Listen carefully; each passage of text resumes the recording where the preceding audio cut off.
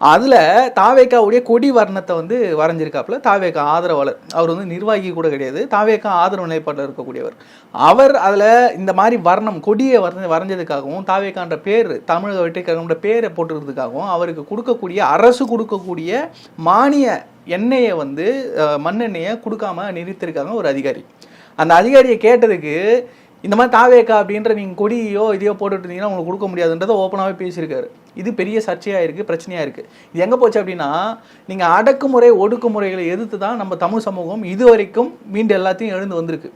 நீங்கள் வெள்ளைக்கார ஆட்சியிலேருந்து அவன் அடக்குமுறை ஒடுக்குமுறைகள்லாம் ஒழிச்சு கட்டிட்டு தான் இன்றைக்கி நம்ம சுதந்திரம் வாங்கி உட்காந்துருக்கோம்.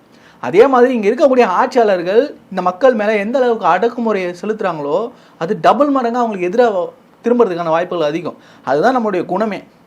இங்கே அவர்களை ஒடுக்கும்போது என்ன ஆயிடுச்சு அப்படின்னா, 1 10 ஆகி 10 100 ஆகி 100 1000 ஆயிடுச்சு.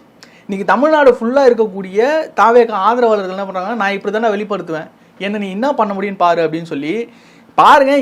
இங்கே நீங்கள் தாவேக்கா கொடியையும் சின்னத்தையும் பயன்படுத்தி நீங்கள் தாவேக்காவுடைய கொடி வர்ணத்தை பயன்படுத்தி நீங்கள் ஒரு போட்டை தான் நிப்பாட்டினீங்க. தமிழ்நாடு முழுக்க அந்த வர்ணம் தான் இருக்க போகுது அப்படின்றத காட்டுற மாதிரி தான் பல இடங்களில் எதிர்ப்புகள் கிளம்பிடுச்சு.